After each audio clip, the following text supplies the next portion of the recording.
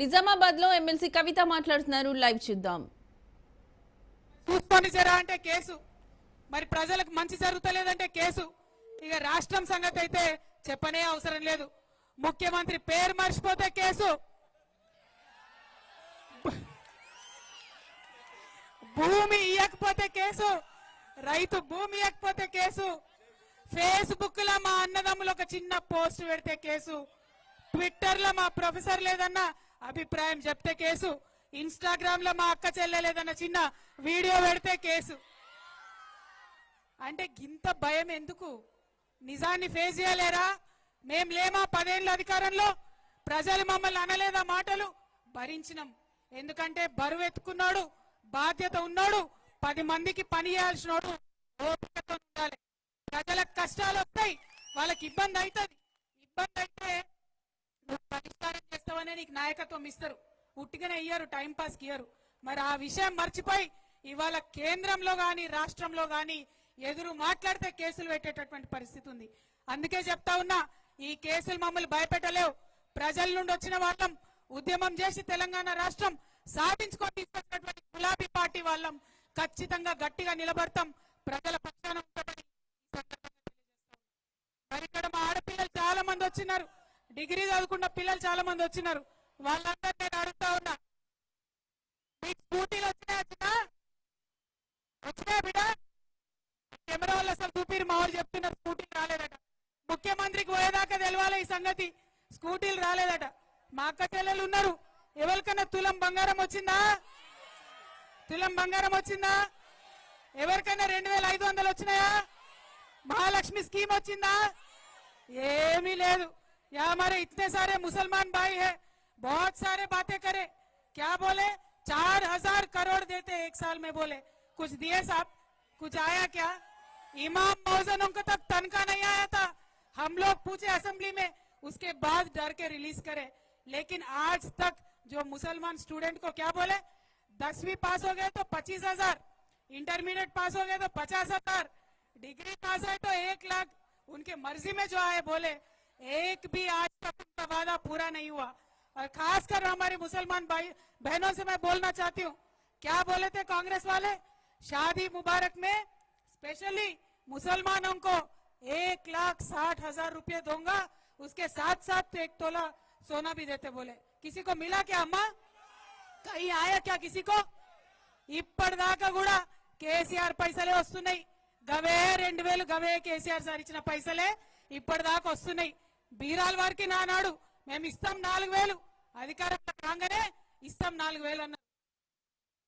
వచ్చే నెలనే అధికారంలోకి ఎక్కినాక తెల్లారే ఇస్తామన్నారు. కానీ ఇంతవరకు 1 రూపాయి వచ్చింది లేదు. గదే కేసీఆర్ సార్ ఇచ్చిన 2000 ఇంకా కూడా ఇస్తున్నాడు.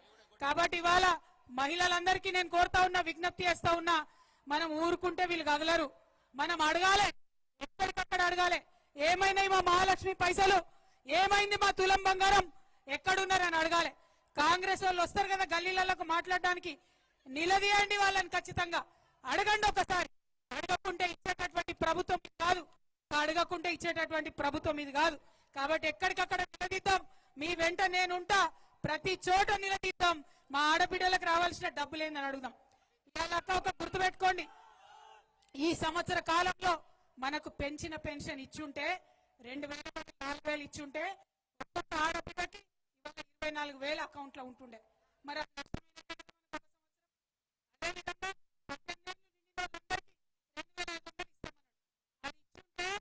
30,000 ఉంటుండే కదా మన అకౌంట్ లో.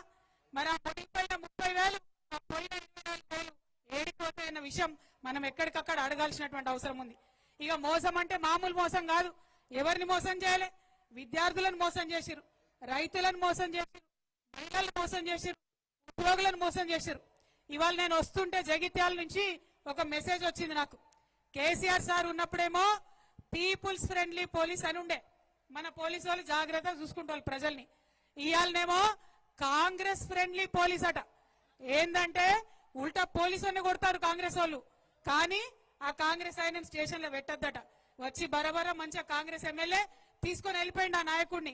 ఇలా ఓన్లీ కాంగ్రెస్ ఫ్రెండ్లీ పోలీస్ నడుస్తుంది రాష్ట్రంలో, పోలీసుల జులుం నడుస్తుంది రాష్ట్రంలో. కాబట్టి నేను అడిగేది ఏంటంటే, ఇవాళ కేసీఆర్ గారి ప్రభుత్వంలో చేసిన మంచి పనులు కొనసాగించండి. కొనసాగించే ధైర్యం లేదు, కొత్త చేసే ధైర్యం అసలే లేదు. కానీ ఈ విషయాలన్నీ మనం ప్రజలకు చెప్పాల్సినటువంటి అవసరం ఉన్నది. దయచేసి ఇవాళ ఇక్కడికి వచ్చిన బీఆర్ఎస్ పార్టీ కార్యకర్తల నాయకులు గుర్తుపెట్టుకోవాలి, ఇటు ఉన్న సూర్యుడు అటు ఉదయించినా రాబోయేదంతా కూడా నిజామాబాద్ లో గులాబీ జెండా శకమే, గులాబీ జెండానే ఎగురుతుంది. ఎక్కడ కూడా ఎవరు కూడా దాన్ని మార్చలేరు, ఎక్కడ మార్చలేరు. ఇవాళ లోకల్ బాడీ ఎలక్షన్స్ కావచ్చు, రేపు రాబోయే ఎమ్మెల్యే ఎలక్షన్లు కావచ్చు, రాబోయే ఎంపీ ఎలక్షన్లు కావచ్చు, ఖచ్చితంగా చెప్తా ఉన్నాం గులాబీ జెండాదే రాబోతా ఉన్నది, గులాబీ జెండానే జిల్లా అంతా ఎగరబోతా ఉన్నది. కాబట్టి మా రైతన్నలందరినీ ఒకటే కోరుతా ఉన్నా నేను, మనకు రైతు భరోసా ఎగబెట్టిరు, దాని గురించి అడగండి. రుణమాఫీ చేసినామంటారు, మనకు రాలే, మన పక్కింటి వాళ్ళకి రాలే, ఎవరికి వచ్చిందో ఎవరికి అర్థమవుతుంది. మరి అటువంటి పరిస్థితి ఉన్నది. ఇండ్లు ఇస్తామన్నారు, ఇందిరమ్మ ఇండ్లు, కనీసం ఇంతవరకు మాట లేదు, ముచ్చట లేదు. అప్లికేషన్లు తీసుకొని చెత్తబుట్టలు వారేసినటువంటి పరిస్థితి ఇవాళ మనం చూస్తా ఉన్నాం. అన్నిటికన్నా ఘోరం దారుణం ఏంటంటే కేసీఆర్ సారు పేద పిల్లలు చదువుకోవాలి మంచిగా అని చెప్పి గురుకుల పాఠశాల పెట్టి లక్షలాది మందిని ఆయన చదివిస్తే ఇవాళ గురుకులాలు కూడా నడపడం చేతగానటువంటి ప్రభుత్వం మన ప్రభుత్వం.